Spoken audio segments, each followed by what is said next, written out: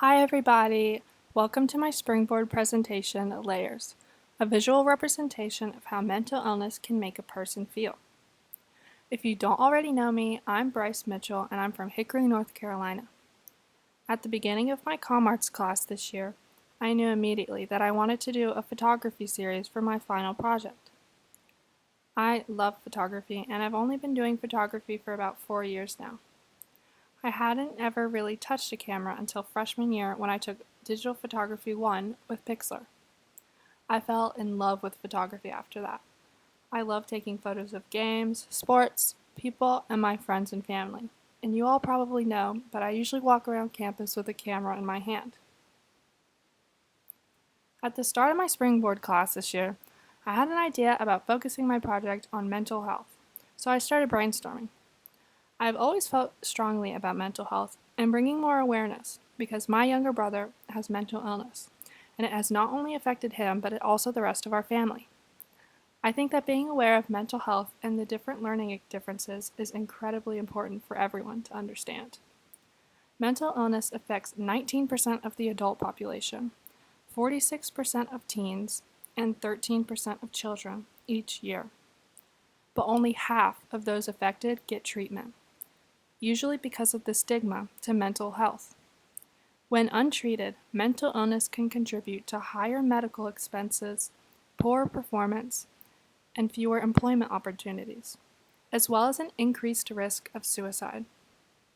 Although the stigma has improved over the years, studies show that stigma against mental health is still largely due to the media stereotypes and lack of education. Stigma affects not only those struggling, but also those around who are being misinformed. Being able to understand others' perspectives and experiences can lead to better relationships and education. So, for my project, I started with the idea that I wanted to create photographs that depicted what it can feel like with mental illness, so I could help with some of that stigma on media. I gathered photos and quotes that inspired me and began drawing sketches for my photographs. I decided that I wanted to use a black backdrop for the background for all my photos, and I wanted to use plastic wrap, rope, and makeup for my props. So I started with my test shoot with my friend Tristan Russell, who is also in my comm arts class. I used the black backdrop and an umbrella light to help with the lighting. I experimented with different poses to find the best angles to get the lighting to highlight the model. Then I edited them into black and white. I did my very first photo shoot with my roommate Chandler Newton, using the same setup and lighting as my test shot. The first prop I used was the plastic wrap, and I wrapped it around her mouth and neck. Then I used the black makeup to emphasize the black points, like her mouth. After lots and lots of shooting with the plastic wrap, I used the rope and tied it around her waist and her neck. I edited the photos into black and white again and decided that black and white was the best way to emphasize the model and my concept. Then I wanted to do a second photo shoot so I could add more models and variety. I had my hallmates Maggie Bukowski and Maddie Norris model, and don't worry, they are roommates. I shot with Maggie first, and similarly to Chandler, started with the plastic wrap. Then I wanted to take advantage of having two models with me at the same time, so I asked Maddie to use her hands to rip at the plastic wrap that was on Maggie, and to grab and pull at Maggie in certain images. Then I shot both of them side by side with the black makeup to have powerful images of two people. So I wanted to depict that you are not alone in this process or in life, and that you are never going to be alone and there are others struggling just like you.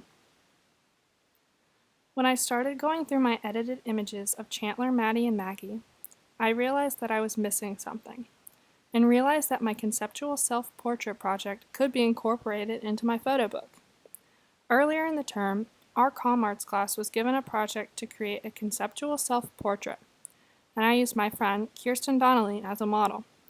After practice one day, I shot photos of her in the pool, and I decided to include these into my mix of my photos of Maddie, Maggie, and Chandler.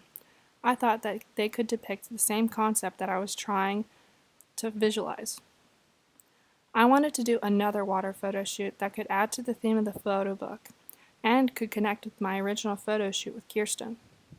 So, for my second water photo shoot, I asked Kirsten Donnelly to model again and her roommate Kate Prentice. I had Kate and Kirsten start under the water, then slowly float up to the surface. This sequence was to be the opposite of the first water photo shoot, that begins at the surface and descends slowly into the water. After finishing my editing on all my photos, I designed my photo book and wanted to gather quotes from my peers around me about their experiences with their mental health. I asked them what it felt like to live with their issues and how it made them feel. I received lots of different responses and different perspectives, which was great. And of course, I gave the option to leave their responses anonymous. When formatting the book, I had the freedom to pick the order of the photo series, to figure out what images made the best impact. I designed the book to have 2 images per page because I thought that would be the best to look at and for my concept. And I wanted to end a few of the series with the quotes that I gathered from my friends.